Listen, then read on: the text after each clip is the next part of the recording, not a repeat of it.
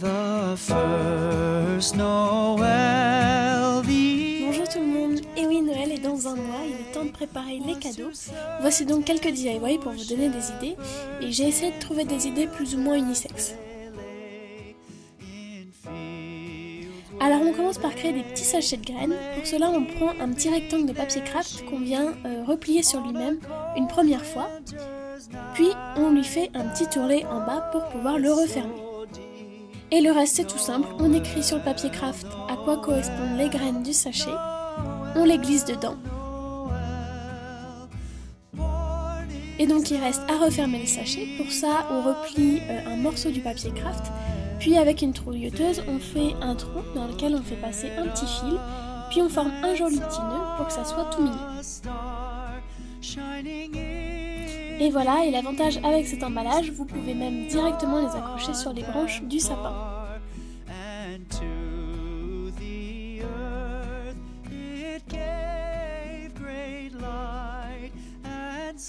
On passe au deuxième DIY qui consiste simplement à faire un beau dessin, une belle illustration. Donc je vous mets dans le petit toutes mes vidéos d'aquarelle si vous voulez les voir. Et donc ce beau dessin on le place dans un joli cadre pour bien le mettre en valeur.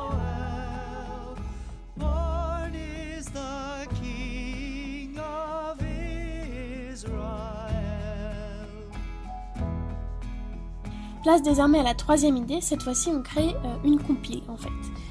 Donc c'est très simple, il suffit de graver sur un CD toutes les musiques préférées de la personne à qui vous voulez l'offrir. Et donc cette idée, elle est plutôt destinée aux personnes qui écoutent des CD dans leur voiture ou qui ont encore, comme moi, un baladeur CD.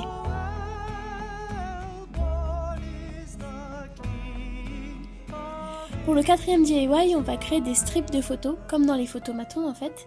Pour cela, on se rend sur le site PicMonkey, dans l'onglet Collage. Puis dans l'onglet Layouts, on choisit le montage Ducks in a Row de 4 photos, qu'on va tourner une fois pour l'avoir à la verticale. Ensuite, il suffit de télécharger vos propres photos sur le site et de les placer comme vous le souhaitez dans les cadres. Si vous le désirez, vous pouvez ensuite modifier les photos, donc modifier la luminosité, le contraste, etc. sur le site.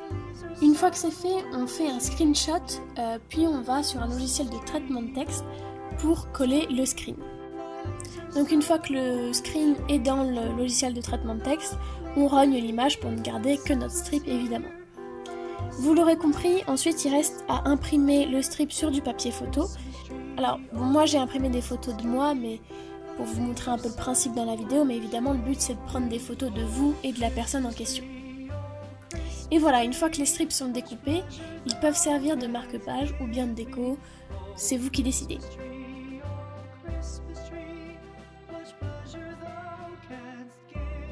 On passe maintenant au dernier et au plus long DIY de cette vidéo qui est le Modou en tricotin. Alors pour commencer, on va créer le tricotin en lui-même.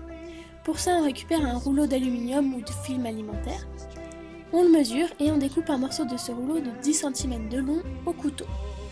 Ensuite, sur le haut du tube, on vient planter 4 épingles qui sont 2 par 2, l'une en face de l'autre. Pour solidifier le tout, on peut mettre un petit peu de colle autour des épingles sur le carton. Alors pour ça, il faut tout d'abord faire passer une extrémité de la bobine de laine dans le tricotin. Ensuite, on prend une épingle repère, donc là où il y a la petite flèche, et on commence par enrouler le fil autour de l'épingle qui se trouve à la droite de cette épingle repère. Et donc on l'entoure en passant par derrière. De la même manière, on vient ensuite enrouler les 3 autres épingles, en terminant, vous l'aurez compris, par l'épingle repère. Maintenant, on va faire un second tour sur chaque épingle avec exactement la même technique. On se retrouve donc avec 2 boucles sur chaque épingle. A l'aide d'un petit crochet fait en fil de fer, on va récupérer la boucle du dessous et l'enlever de l'épingle pour n'avoir plus qu'une seule boucle sur chaque épingle. Une fois que c'est fait, on n'oublie pas de venir tirer le petit fil qui dépasse de l'autre côté du tricotin pour former notre premier rang. Et donc maintenant, vous connaissez le principe, on recommence ces étapes jusqu'à avoir la longueur désirée de tricotin. Donc on entoure une fois chaque épingle en passant par derrière pour avoir 2 boucles sur chaque épingle, puis on enlève la boucle du dessous et on finit par tirer sur le fil qui dépasse. On obtient ainsi une sorte de cordon de Scooby-Doo en laine. Une fois qu'on a la longueur voulue, il faut enlever les 4 boucles des épingles et faire passer un fil dans chaque boucle pour que le tricotin ne se défasse pas, pour empêcher qu'il se défasse. Maintenant, pour former le mot facilement et pour qu'il tienne en place, on va venir former une boucle à l'extrémité d'un fil de fer afin de le faire rentrer facilement à l'intérieur de notre cordon de laine.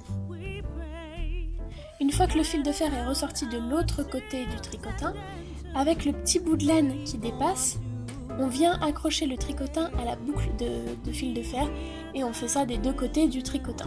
Comme ça, on a juste notre tricotin et le fil de fer qui permet d'articuler le tricotin. Maintenant, il reste à former les lettres de notre mot, ce qui est simple puisque maintenant il est articulé.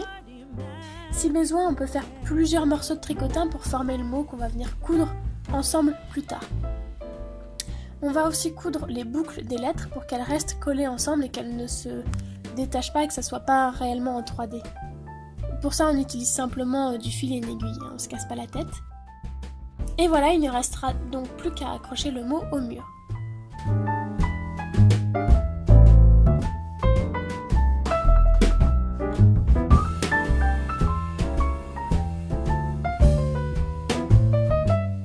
La vidéo se termine donc avec ce dernier cadeau déco.